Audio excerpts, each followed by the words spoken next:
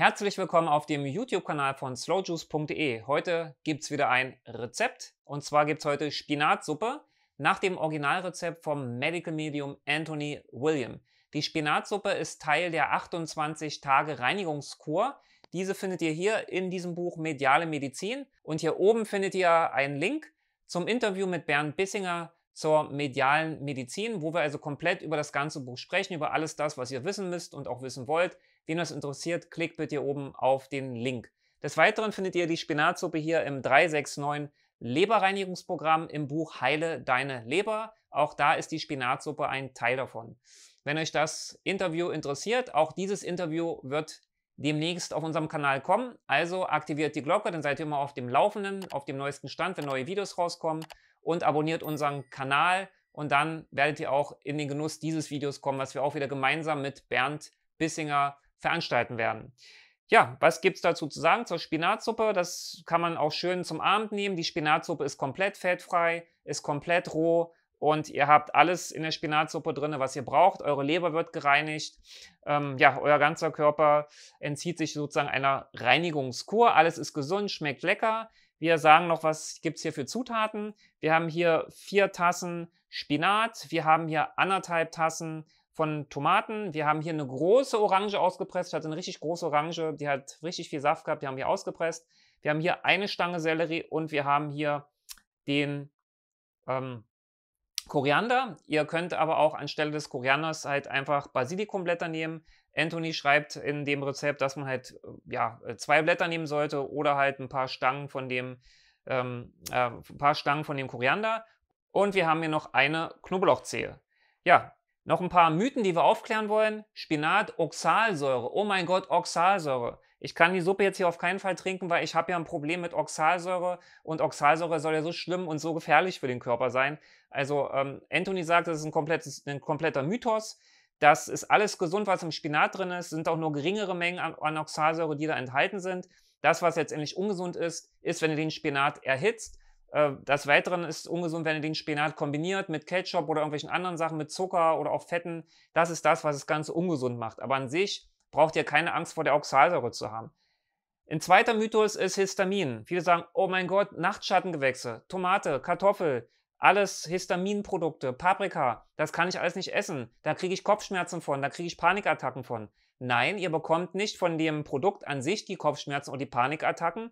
Ihr bekommt Panikattacken, weil dieses Produkt, die Tomate oder auch andere Nachtschattengewächse, die reinigen halt auch komplett den Darm. Die töten dort auch pathogene Keime ab und auch Viren ab. Und durch diese Toxine, die entstehen, wird halt im Prinzip extrem viel Histamin ausgeschüttet und das verursacht letztendlich dieses Unwohlsein, aber nicht das Produkt an sich. Also wenn ihr merkt, dass ihr Histaminprobleme habt, dann heißt es einfach, dass ihr belastet seid mit Viren, mit Pathogenen, mit anderen Substanzen, die nicht in euren Körper hineingehören. Das ist eigentlich der Grund dafür. Also ihr braucht euch da keine Sorgen zu machen oder Angst zu haben.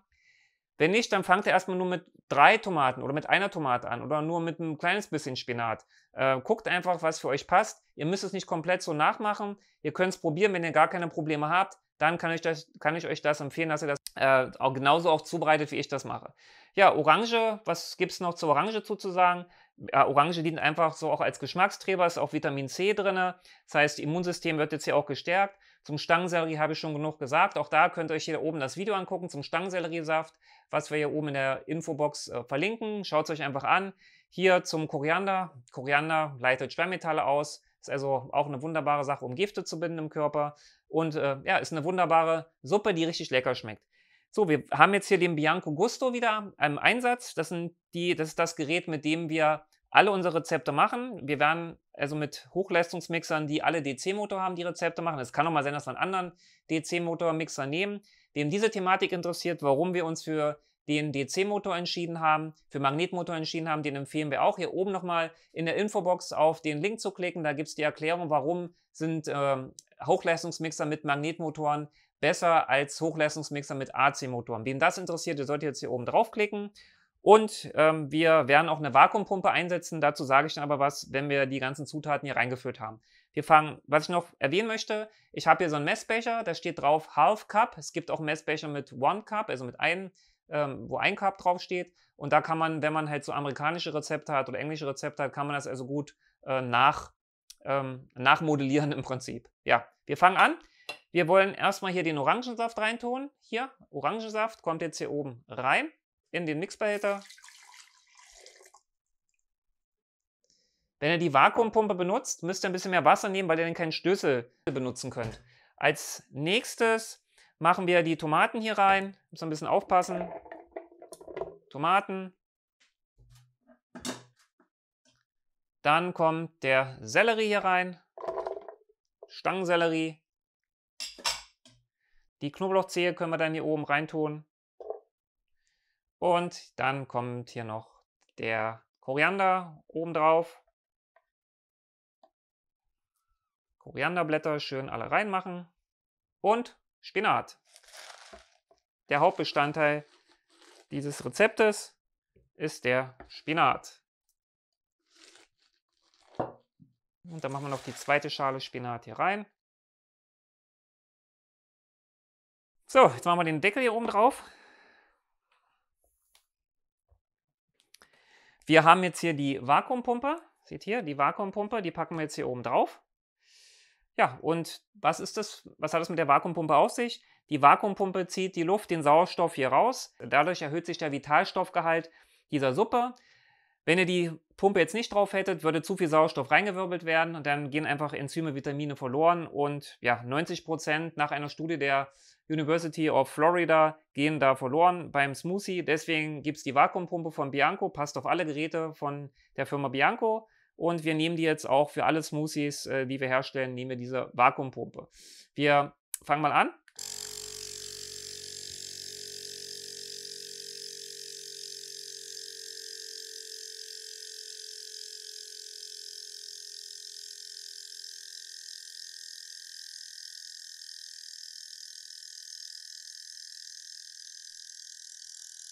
Okay, ihr wart live dabei, ihr habt es gesehen, es wird von rot zu grün. Wenn es rot ist, dann ist halt noch Luft drin, bei grün ist die ganze Luft raus.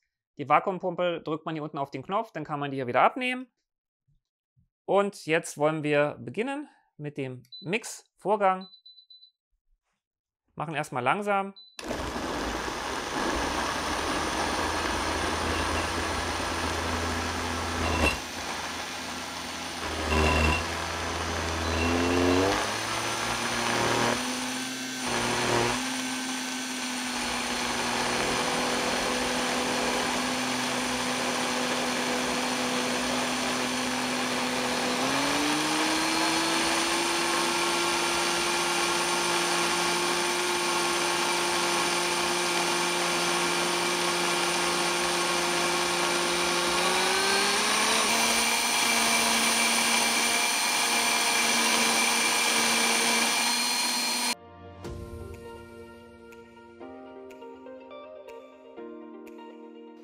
Gut, ich habe jetzt hier manuell das Ganze eingestellt, aber es gibt hier auch ein Soßenprogramm und ein Subprogramm, das könnt ihr auch nehmen, das geht 1 Minute.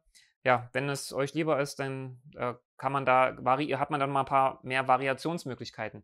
So, wenn wir jetzt hier den Verschluss umlösen, dann geht die Luft wieder rein. Ihr habt gesehen, es zieht sich sogar ein bisschen nach unten wieder das Ganze. Jetzt können wir den Deckel hier oben wieder abnehmen, es geht ein bisschen schwerer. So, haben wir jetzt abgenommen. Und ja, jetzt ist die Suppe fertig, die Spinatsuppe. Lecker zum Abendbrot, können wir die jetzt zu uns nehmen. Und jetzt fülle ich das noch ins Glas rein. Ja. Füllen wir es noch ins Glas rein, die Suppe hier, Spinatsuppe.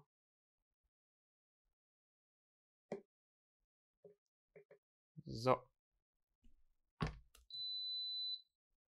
Gut, dann sage ich jetzt mal Cheers. Koste mal.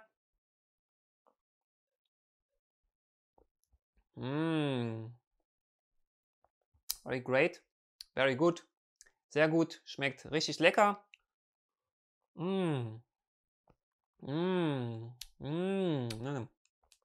Wirklich gut. Die Spinatsuppe kann ich nur jedem empfehlen.